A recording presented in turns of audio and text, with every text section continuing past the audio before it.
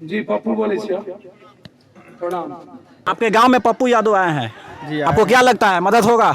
और इंशाल्लाह ऊपर अब वो आए हैं, वो मदद देने वाला तो वही ना है, जो दे या ना दे। अब तो बुलाए हैं, वो आए। मैं फिर से पहुंच चुका हूं पजियरवा गांव में, जहां पे 7 तारीख को 6 बुलडोजर के माध्यम से उच्च न्यायालय के आदेश के अनुसार यहां पे अतिक्रमण साफ किया गया था। मैं उसी स्पॉट पे पहुंच चुका हूं फिर से। यहां पे पप्पू यादव भी आ चुके हैं। चलिए उनसे जानकारी लेने का प्रयास करेंगे, ये कहां तक सही है और कहां तक गलत है। एक तरफ गरीबों की बसाने की बात होती है, एक तरफ गरीबों की हटाने की बात होती है।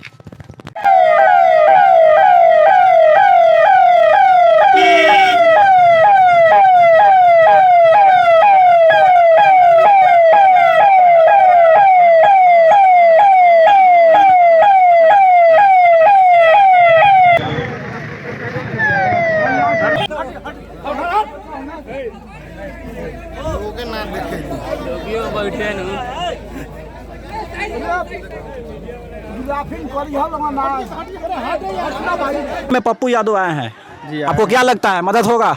और इंशाल्लाह ऊपर वाला चाहेंगे तो मदद करने वाले होंगे तो करेंगे। जी पप्पू यादव इस पजियरवा गांव में पहुंच चुके हैं, आपको तो मालूम ही होगा। जी अभी पहुंचे हैं? पहुँचे हैं। पप्पू यादव पटना वाला है, ये पहुँचे हैं। ये 500-600 वर्ष सारे लोग यहाँ गुजर गया। इंदिरा आवास मिला है, रोड भी बन गया है, सारे लोग यहाँ पर मौजूद है। यहाँ तूर कर घर सारे लोग को बिला दिया। किसी की खेत में है, किसी गाछ तर है, सब लोग मरता है भूख हो प्यास से ही। कोई मदद करने के लिए आगे आया था कि नहीं? मदद करने के लिए नहीं आया यहाँ पर। लेकिन क्या लगता है आपको, पप्पू यादव आ चुके हैं, क्या मदद मिलेगा? अब पप्पू इंसाफ मिलेगा गरीबों का? पप्पू यादव आ गए हैं, कोई इंसाफ मिलेगा गरीबों को। खाने पीने के रहने के लिए कोई साधन नहीं है, आप मदद करिए। जी यहाँ पे जैसे कि आप देख सकते हैं, यहाँ पे सख्त मदद की ज़रूरत है।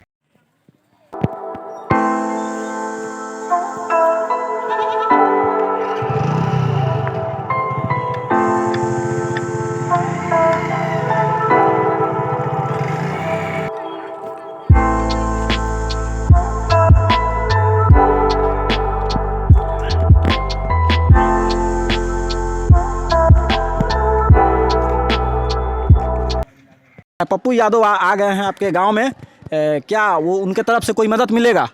अब वो आए हैं, वो मदद देने वाला तो वही ना है, जो दे या ना दे। अब तो बुलाए हैं, वो आए हैं। आप देख रहे हैं सब घर टूटा है। तो अभी तक कितने लोग यहाँ पे मदद के लिए आए थे आपसे पूछने के अभी लिए? तो कोई नहीं आए हैं लोग। कोई नहीं आया है? वो आते हैं लोग, अपने देख सुन के चले जाते हैं लोग।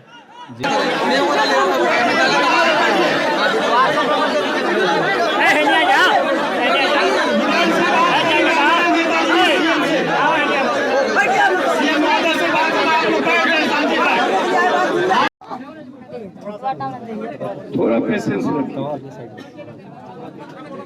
प्रयास, आवाज। कई ऐसी घटना इस बिहार में अभी लगातार घट रही है। न्यायालय को पदाधिकारी के द्वारा कंफ्यूजन पैदा किया जाएगा।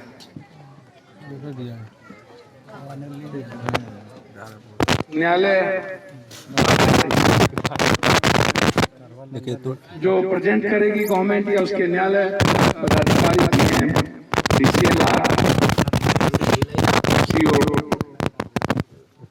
उस तरीके से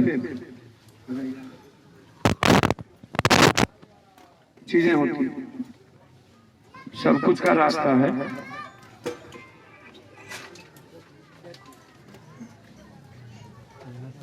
ऐसा नहीं कि रास्ता बंद हो जाता है।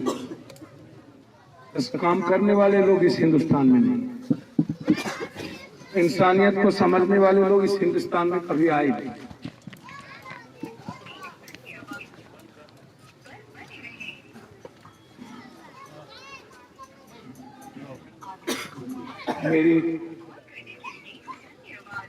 मेरी अपनी समझ है।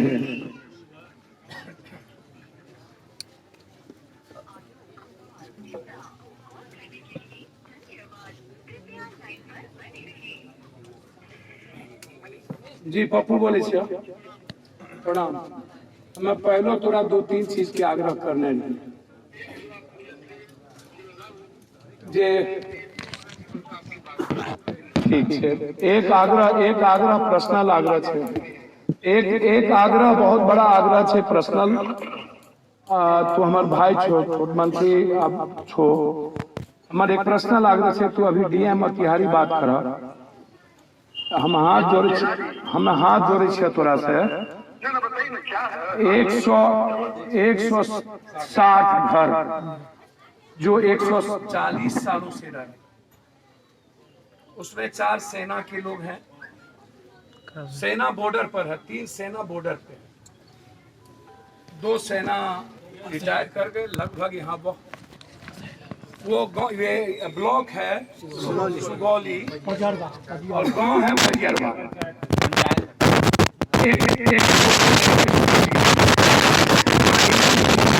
परिवार के लोग यहाँ स्वतंत्रता सेनानी अक्षय मिश्रा, उसके बेटा सुभाष मिश्रा और ये सारे लोग इसमें जितेंद्र मिश्रा जो संघीय व्यवस्था से पूरी रूप से वो आते हैं तो छठ करने आए। उन्होंने कोर्ट में चला गया कि हम छठ करने जाते हैं, इंक्रोचमेंट पूरब या पश्चिम या कहीं से लोग पोखरा कर रहा है। 140 के बाद नियम है कि 30 साल के बाद यहाँ एक है गैर मजरवा, एक है मालकियत गैर मजरवा, तो आप खुद ही मंत्री है। तो गैर मजरवा जमीन 30 साल के बाद सीओ डीसीएलआर को पावर है कि 30 साल के बाद उसकी रसीद देंगे। इन लोगों ने साजिश के तहत कभी रसीद नहीं दी। उसके बाद जब कोई सेना रहता है कहीं तो डीएम डीसीएलआर को डायरेक्ट है उसकी कागजात को करने का, वो भी नहीं किया, एक्ट है उसका। उसके बाद जितेंद्र मिश्रा कोर्ट चले गए और सिंगल कोर्ट से कोर्ट ने जबकि कोई ऐसा ऑर्डर नहीं किया, कोर्ट ने पूछा यहाँ के कलेक्टर से सब लोगों से कि हमको 12 के पहले तुम ये बताओ कि वहाँ की क्या स्थिति है।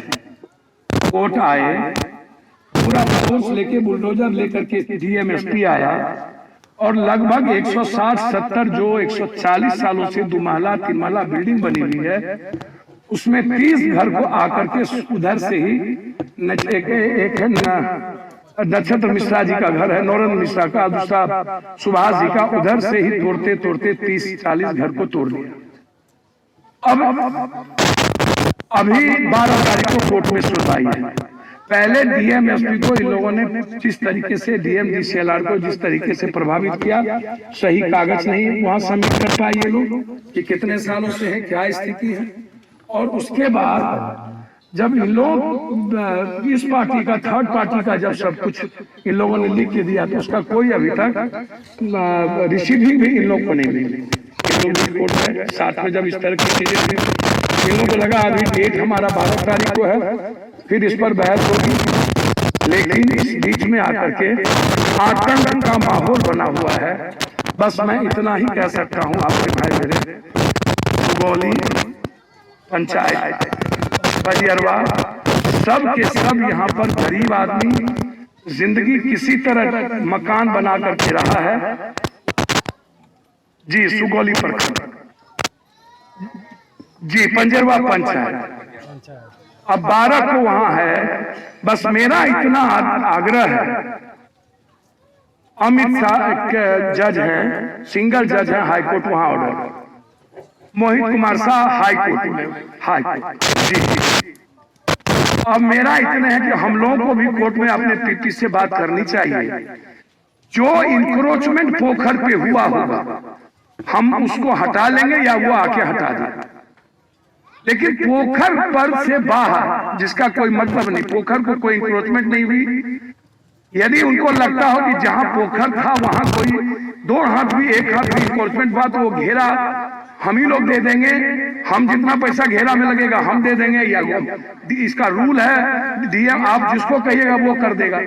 तो मेरा बस इतने आग्रह है कि इसको आप पर्सनली देख लें। आपसे बहुत उम्मीद इस गांव को है, मैंने सबसे कहा है कि मैं पर्सनली आपसे बात करता हूं, यही मेरा रिक्वेस्ट है। अभी सीरियसली बात किया जाए, अन्यथा इनकी जिंदगी तबाह हो जाएगी, यही मेरा रिक्वेस्ट है। ठीक करो।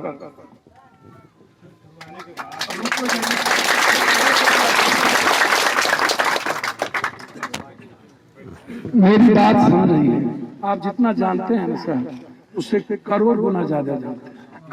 हर बात की खबर है। आपके यहाँ फोर्स आया नहीं होगा, चला होगा, तभी हमको मेरे सोशल मीडिया पर आ गया। खरी थी तब आ गया, जब घर टूट रहा था तब आ गया। कई बच्चे आपके वहां पहुंच गए। जी गया था लोग, भेजे थे लोग। नेपाली नगर में सभी लोगों ने कहा कि नहीं रुक। नेपाली नगर में मेरे फोन से लगाई थी।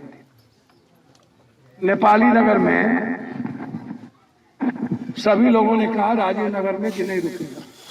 3000 फोर्स सब लेके आ। अब जब हम प्रयास करेंगे और हम मार खाएंगे तो आवाज दूर तक जाएगा। फिर कोर्ट ने देखा कि आखिर बात क्या है कि इतनी बड़ी हंगामा पप्पू यादव वहां क्यों पहुंचे। क्या तो खर्चे हो इधर तो गर्मी में उसका क्या करूं। 100 साल में नेताओं की करते करते नहीं मन भरा है। तो जो हालात है उसको मैं आपको बता रहा हूं। प्रयास किए, रुकी, माफियाओं जो दोषी हैं उस पर कार्रवाई हो रही है। पीपुल ने कौन सी गलती की कि आप पूरी जिंदगी सारे मिडिल क्लास के वहां लोग थे। अब कानून क्या कहता है, 2 नोटिस आपने दी, किसी को नोटिस दिया, किसी को नोटिस दिया, किसी को नोटिस नहीं दी, किसी को नोटिस नहीं मिली। यदि मिली भी तो 1 बार मिला, किसी को 2 बार मिला, आप 3 बार नहीं दी। अब इतने दिनों के बाद मैं मानता हूं कि कोर्ट को, सरकार को भी पार्टी बनाना चाहिए था।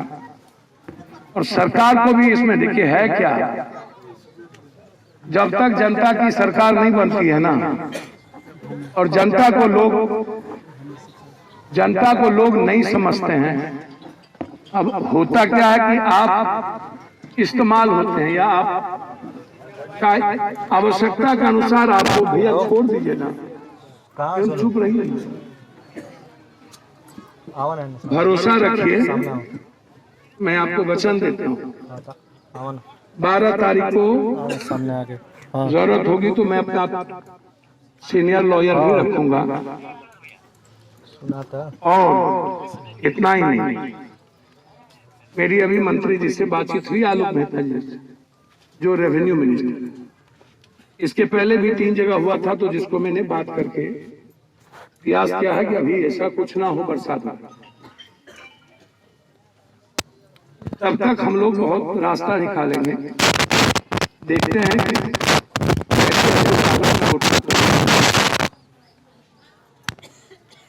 हम लोग हारते किसी से नहीं, हमेशा सिस्टम से हार गए। सिस्टम पैसे के वाले के हाथ में, सिस्टम माफियाओं, सिस्टम आम आदमी, middle class, lower middle class, poor people. नेता चुनाव में आपके यहाँ जाता है, चुनाव के बाद फिर आप नेता के यहाँ क्यों जाते हैं? चुनाव में तो आप लोग नेता के यहाँ नहीं जाते हो, आपके यहाँ जाते हैं। तो चुनाव के बाद आपके यहाँ नेता क्यों नहीं जाता, आपकी क्यों नहीं सुनता? बीडीओ, डीएम, सीओ, एसपी किसका खाता है? ये सिपाही किसका तनख्वाह खा रहा है? नहीं, टैक्स, आपके टैक्स का। अरे सुनो ना भैया, गरीब के 5 पैसा जो आप तेजपत्ता लेते हैं, नमक लेते हैं, हल्दी लेते हैं, 100 रुपये की साड़ी लेते हैं। यदि 80 करोड़ 90 करोड़ जो सबसे गरीब आदमी है, 9 आदमी भारत में है जिसके पास दुनिया का सारा पैसा है, सिर्फ 9 आदमी। और 7% आदमी है जिसके पास रेस्ट पैसा जो बाकी है वो है। और जो आदमी है इस कंट्री में जानवर की तरह या तो सस्टेन करता है, जीता है, या जानवर से थोड़ा जीता है। इसको ऐसे समझिए। और आप कभी इस बात को समझने को तैयार नहीं है। पप्पू यादव वो तनख्वाह जो मिलती है MP MLA का, वो आपके टैक्स है। चलिए हम नहीं लेते हैं तनख्वाह, कभी नहीं लेते, हमने कभी पेंशन नहीं लिया, मेरी आदत नहीं है। हम अपना पूरा तनख्वाह जहाँ जहाँ गरीब लोग हैं, जैसे दशरथ माँ जी कहीं है, उसको हम 10,000 रुपया उसके मरने के बाद भेजते हैं हर महीना अकाउंट में उसके परिवार को जीने के लिए। लेकिन जो तनख्वाह पप्पू यादव उठाता है वो आपका पैसा है, वो खाएंगे आपका, राजा देते आप हैं, नौकर आप बन जाते हैं।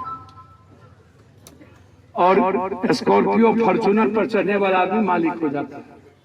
ये तो आपकी सोच है, आप लोग करते हैं, आपकी प्रवृत्ति है।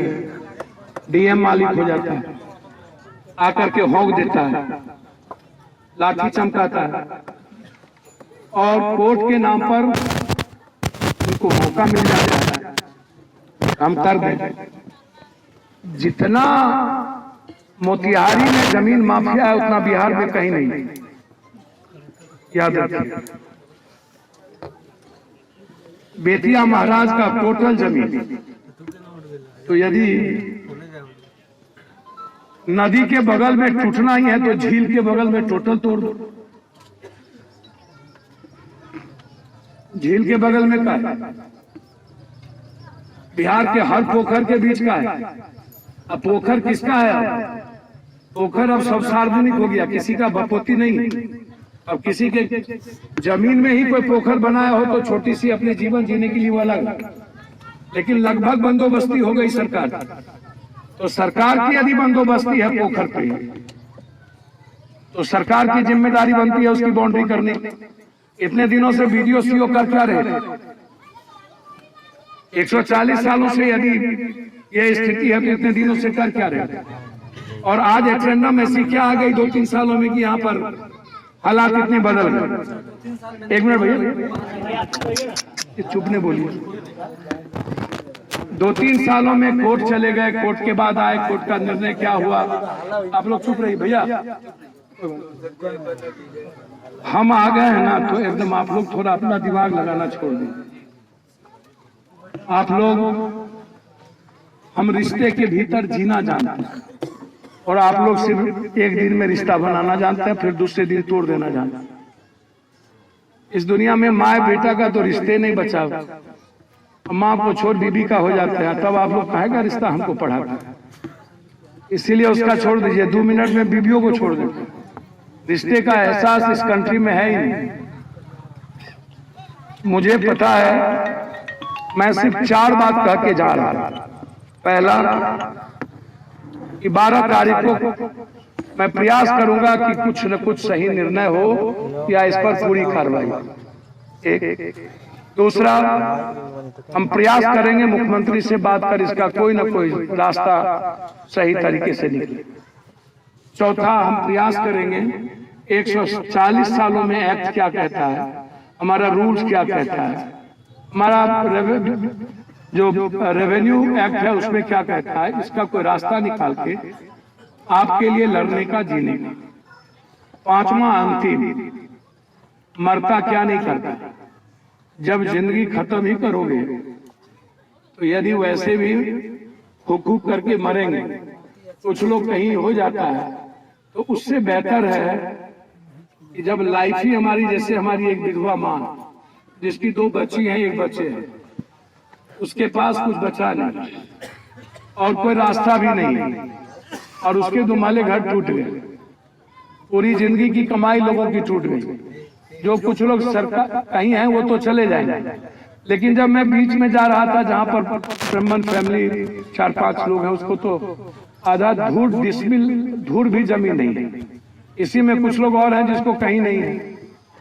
तो आप या तो जितनी लागत हमें लगी है उसका पैसा, और तोड़ने के पहले हमको जमीन, ये दोनों व्यवस्था हमको आप दीजिए।